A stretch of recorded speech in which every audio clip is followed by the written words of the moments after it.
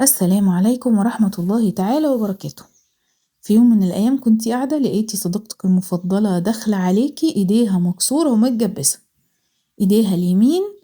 وصاحبتك دي عندها 3 أطفال في البيت. هتقدري بكل سهولة تتخيلي حجم المعاناة اللي هي هتعيشها ال3 أسابيع دول على بال ما الجبس يتفك.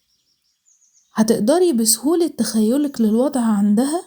إنك تقدمي لها الدعم النفسي والدعم الجسدي بكل سهولة، لإنك قادرة تتخيلي الموقف وعارفة إن هي حاجة طارئة محتاجة حل دلوقتي.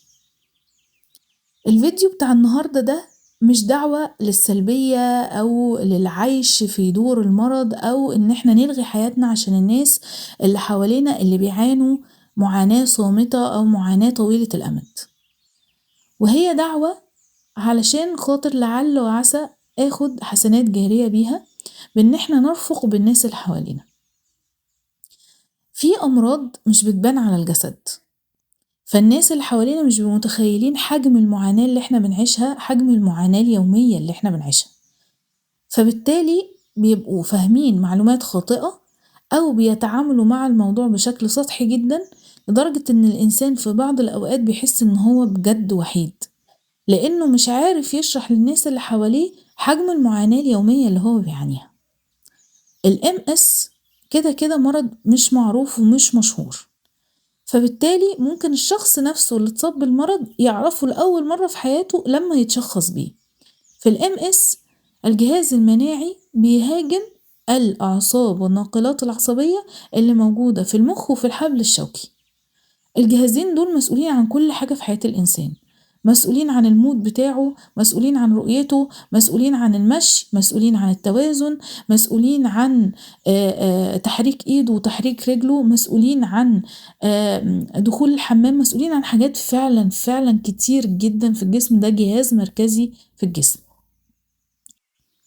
فاللي نقدر نأكده ان بالطبع الحياة بعد التشخيص بالمرض مش هتكون زي قبل التشخيص بالمرض.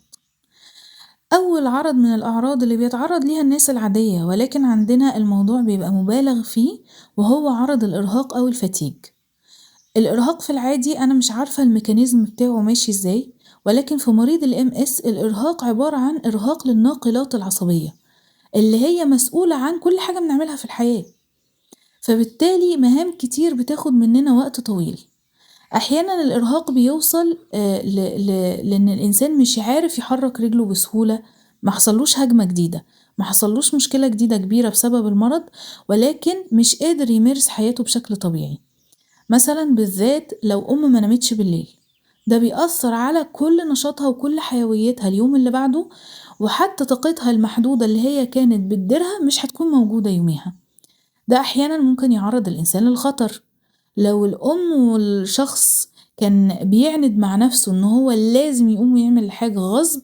ممكن لا قدر الله يتعرض لحادثة، يتعرض لدلق حاجة سخنة على نفسه من غير ما يقصد، لأن أعصابه سايبة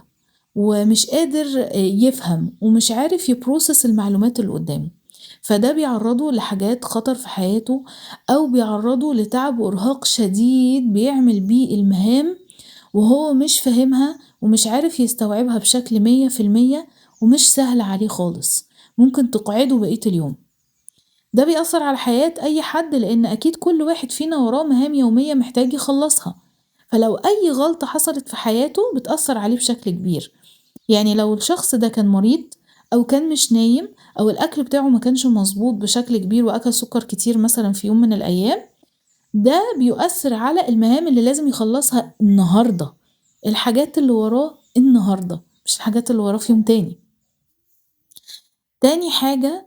بتكون بيتعرض ليها الإنسان من ضمن بقى الفتيج الكبير ده، حاجة اسمها برين فوج،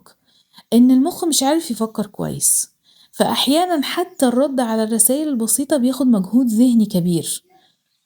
وبالذات أي حاجة من الحاجات دي على آخر اليوم بتزيد أكتر وأكتر بكتير، لأن بتكون الطاقة خلاص ابتدت تخلص والشاحن بتاع الجسم ابتدى يوصل ل5%. أحيانا الحاجات دي بتخلينا نقعد في نص اليوم نرتاح غصب عننا ونعمل روتين راحة علشان خاطر نكمل باقي المهام اللي في اليوم اللي مش هينفع نتغاضى عنها. فلو أنا اليوم ده صاحية ورايا 10 مهمات، 5 منهم مش مهمين و5 مهمين جدًا، فأنا ممكن أتغاضى عن 4 من اللي مش مهمين اللي أنا كان نفسي أعملهم عشان أعمل ال5 المهمين، عشان أعرف أكمّل يومي. واحدة كمان من الأعراض هو المود المتغير. المود المتغير ده بيحتاج عناية شديدة من المريض نفسه ومن الناس اللي حواليه، من المريض نفسه إن هو يبقى متحمل مسؤولية نفسه، ياخد ثيرابي أو يروح لأطباء نفسيين بهيئة مستمرة عشان خاطر يشيل من الضغوط اللي عليه ومن الأفكار اللي بتعمله مشاكل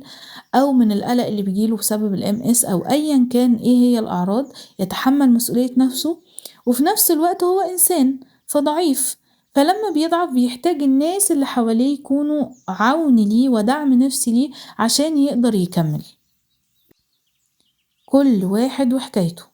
مفيش مريض MS عنده نفس الأعراض بتاعة المريض التاني، وده طبعا بيعمل لخبطة ما بين المرضى نفسهم اللي بيحاولوا إن هم يكونوا دعم لبعض وما بين الناس اللي عندها أكتر من شخص مصاب بMS، ما بتبقاش فاهمة كل شخص فيهم بيعاني معاناة مختلفة ازاي، والموضوع بيبقى ملخبط ومرهق ذهنيا جدا، لأن في أمراض بتبقى معروفة لو أكلت كده هيحصل كده، لو عملت كذا هيحصل كذا، ولكن في الMS احنا حاجات كتيرة قوي بتحصل في جسمنا بنخاف تكون هجمة جديدة، ممكن ما تكونش هجمة، ممكن يكون مرض تاني، ممكن يكون الإنسان عنده برد عادي، ممكن الإنسان يكون عنده مشكلة في فقرات ظهره عادي ملهاش علاقة بالمرض خالص، بس الإنسان أحيانا بيحصل له ذعر إن هي تكون هجمة وبيخاف إن يحصل له حاجة تقعده بقى أو لا قدر الله تشله أو كذا أو كذا، فبيكون في قلق شديد في بعض الأحيان.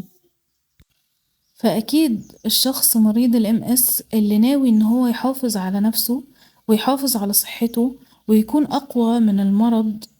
بإذن الله عز وجل، بياخد وقت طويل قوي في عنايته بنفسه، بياخد وقت طويل قوي في عنايته بالحاجات المهمة في حياته اللي ما ينفعش يتخطاها زي أولاده، زي المشاوير المهمة اللي وراه، زي العلاج الطبيعي، زي الحاجات اللي هي على قمة الهرم، فأحيانا ده بيسبب تقصير مع الناس اللي هو بيحبها، ولكن بيكون تقصير غير مقصود وبيكون ملهوش أي حل تاني.